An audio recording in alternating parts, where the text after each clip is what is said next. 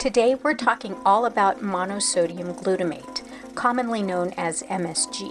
MSG was discovered by a Japanese chemist named Kikune Ikeda. In 1908, Ikeda found himself intrigued by the distinct flavor of a traditional Japanese seaweed broth known as dashi.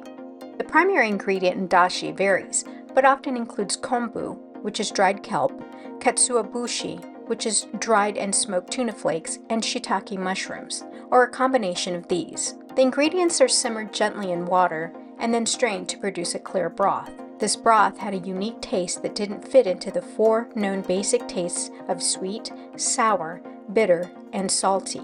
Ikeda was determined to unlock the secret behind this fifth flavor, so he embarked on a series of experiments. He began by preparing a batch of dashi, then carefully evaporated the liquid to leave behind solid components. Among these, he found a crystalline substance that was responsible for the broth's savory taste. He isolated this crystal and identified it as a form of glutamate, an amino acid naturally present in many foods. Ikeda realized that this glutamate, when combined with salt and water, created a substance that enhanced the flavor of food. This was a eureka moment for him. He had discovered the elusive fifth taste, which he named umami. Umami is a Japanese word that roughly translates to pleasant, savory taste. But Ikeda didn't stop there. Recognizing the potential of his discovery, he patented a process to mass-produce this flavor enhancer. This process involved fermenting wheat and soy to produce a stable, crystalline form of glutamate, which was then combined with ordinary table salt and water to create monosodium glutamate, or as we know it today, MSG. MSG was soon introduced to the world, enhancing the taste of foods and becoming a staple ingredient in many of our favorite savory dishes. It was a revolution in the culinary world, all thanks to Ikeda's scientific curiosity and his palate's desire for that savory umami flavor. But what exactly is MSG and why do food manufacturers add it to their products? Well, let's start with understanding what MSG is. MSG stands for monosodium glutamate. It's a flavor enhancer that is known to intensify the savory taste of foods. This may sound complex, but to put it simply, MSG is a compound made up of sodium and glutamate, which is an amino acid. Amino acids are the building blocks of proteins, and glutamate is naturally present in our bodies as well as in many foods we eat daily, just like tomatoes and cheese. Now you may wonder, why do food manufacturers add MSG to their products? An answer lies in its unique ability to enhance the flavor of foods. Think of it as a secret ingredient that makes your favorite snack or instant noodles irresistible. MSG lends an umami or savory flavor to foods, making them more appetizing and enjoyable. It's like adding an extra layer of deliciousness. But it's not just making food taste better. MSG also serves a practical purpose in food production. It can help reduce the sodium content in foods. Yes, you heard it right. Despite containing sodium, MSG has 2/3 less sodium than table salt. So by using MSG, food manufacturers can lower the sodium content while maintaining a flavorful taste. MSG also contributes to the overall sensory experience of eating. It can enhance the aroma, texture, and taste of food, making your dining experience more delightful and memorable. While MSG can make food more flavorful and reduce sodium levels, it's important to consume it in moderation as part of a balanced diet. Here's the million-dollar question. Is MSG safe to consume? The U.S. Food and Drug Administration, or FDA, has classified MSG as a food ingredient that is generally recognized as safe, a category that also includes everyday items like vinegar and baking powder. This classification is based on long history of common use in food or on the results of research. In fact, the safety of MSG has been reviewed by scientific research committees from the United Nations and World Health Organization, both of which have affirmed MSG's safety for the general population. Now, you may have heard of Chinese restaurant syndrome, a term coined in the late 1960s to describe symptoms like headaches and flushing that some people claim to experience after eating food containing MSG. This created a widespread belief that MSG was harmful, leading to a surge in no MSG labels on food products. However, multiple scientific studies since then have found no definitive evidence of a link between MSG and these symptoms. In fact, when consumed in normal amounts, MSG has the same level of toxicity as table salt. Now, that's not to say that everyone reacts to MSG the same way. Some people may have a sensitivity to MSG, just as some people are sensitive to caffeine or lactose. But this is not the same as an allergy, and it's not the norm. For the vast majority of people, MSG is completely safe. So let's recap. The FDA, the World Health Organization, and numerous scientific studies have all declared MSG to be safe for consumption. Yet the myth that MSG is harmful persists, driven by outdated stereotypes and misinformation. Let's continue to rely on science and not hearsay when it comes to our food choices. Can people really be allergic to MSG? This question has been a source of confusion for many. A true allergy to monosodium glutamate is extremely rare. Allergies involve the immune system reacting to a substance as if it were harmful. This reaction can cause symptoms like skin rashes, hives, or even difficulty breathing. However, MSG is not typically recognized as an allergen by our immune system. So you might be wondering, why do some people experience unpleasant symptoms after consuming foods with MSG? The answer lies in the difference between an allergy and a sensitivity or intolerance. Unlike allergies, sensitivities or intolerances don't involve the immune system. Instead, they occur when your body has difficulty digesting or processing a certain substance. In the case of MSG, some people may experience symptoms like headaches, flushing, sweating, or a sense of pressure in the face. These symptoms, often referred to as MSG symptom complex, are more akin to a sensitivity or intolerance rather than a true allergy. But here's the good news. These symptoms are usually short-lived and tend to disappear on their own without the need for treatment. If you do find yourself sensitive to MSG, managing your symptoms can be as simple as reducing your intake of foods that contain MSG. For those with severe sensitivity, it may be beneficial to seek advice from a healthcare professional. They can provide guidance on dietary modifications and strategies to help you avoid MSG. It's also important to remember that not everyone who eats foods with MSG will experience these symptoms. In fact, the majority of people can consume MSG without any adverse reactions. So while true allergies to MSG are indeed rare, some individuals may experience sensitivity or intolerance to it. But with a little awareness and careful dietary choices, these sensitivities can be managed effectively. Is there a difference between MSG and the natural glutamate found in foods? Now that's a question that's been the subject of many food debates.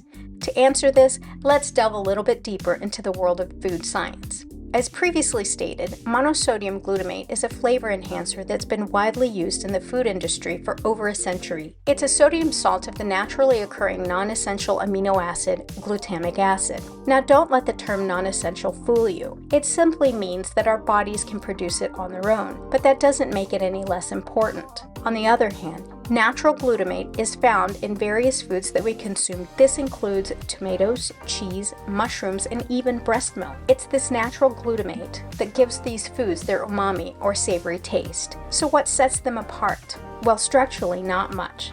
They both contain the same glutamate component. The difference lies in how they are presented to our taste buds. In MSG, the glutamate is unattached and free, allowing it to interact directly with our taste receptors. Natural glutamate, however, is typically bound within large protein molecules and needs to be broken down before it can impart its savory flavor. Now here's the kicker. Once inside our bodies, both MSG and natural glutamate are treated the same. Our metabolism doesn't differentiate between the two.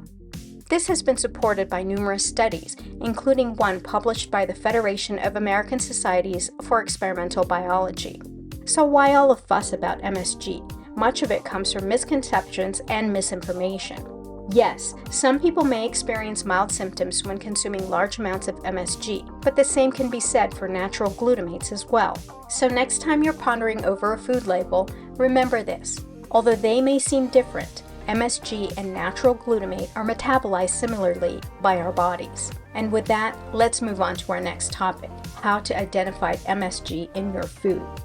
So how can you spot MSG in your food products? Becoming a detective in your own kitchen might be more important than you think, especially when it comes to identifying MSG in your food products. MSG can go undercover in your grocery items under a variety of aliases. Some of these include hydrolyzed vegetable protein, autolyzed yeast, hydrolyzed yeast, yeast extract, soy extracts, and protein isolate, among others.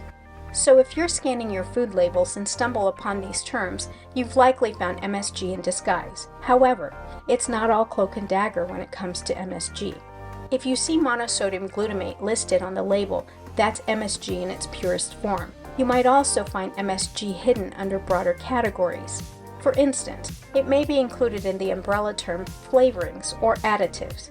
This is because MSG is used as a flavor enhancer, and it's often included in these broader categories to simplify the ingredients list.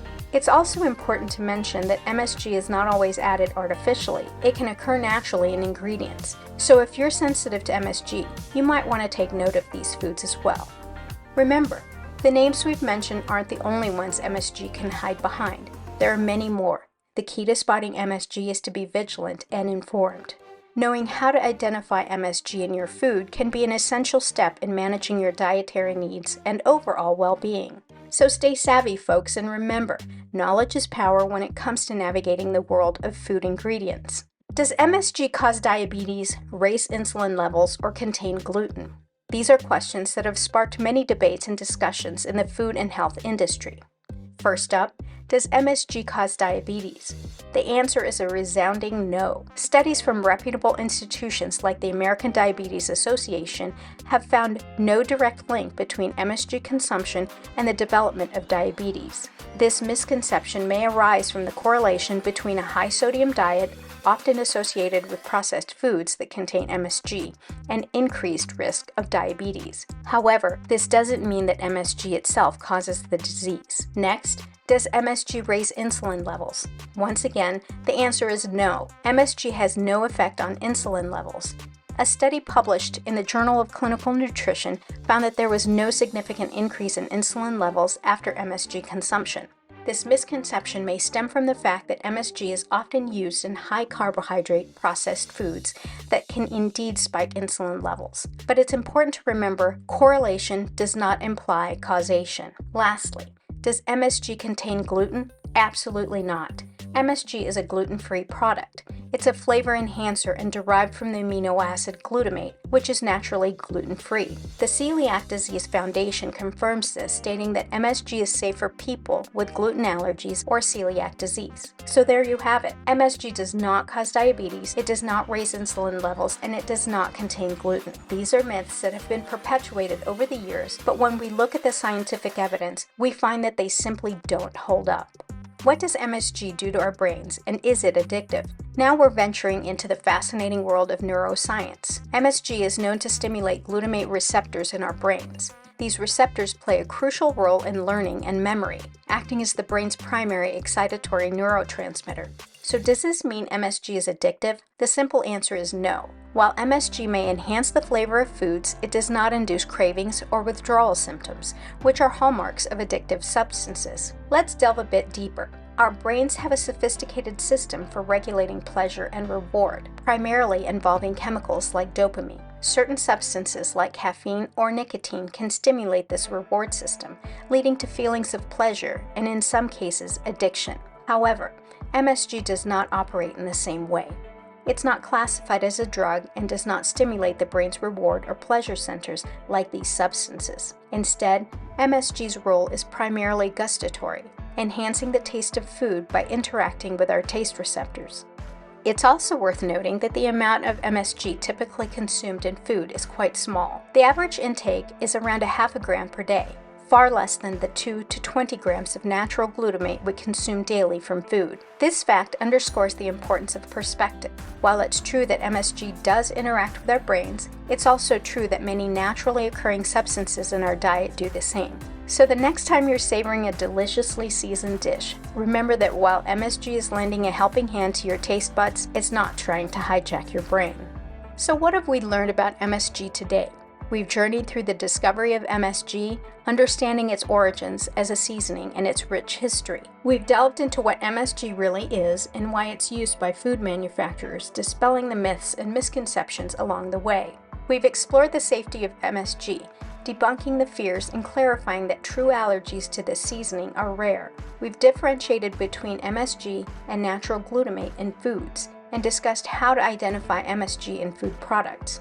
We've busted some common myths about MSG, including its potential effects on insulin levels, diabetes, and gluten allergies. We've even taken a trip to neuroscience, understanding how MSG interacts with our brain and whether it's truly addictive or inflammatory. Understanding MSG helps us make informed decisions about our food choices, and as we've seen today, much of the fear surrounding MSG is based on myths rather than facts. Thank you for being here today. Until next time, cheers to your health.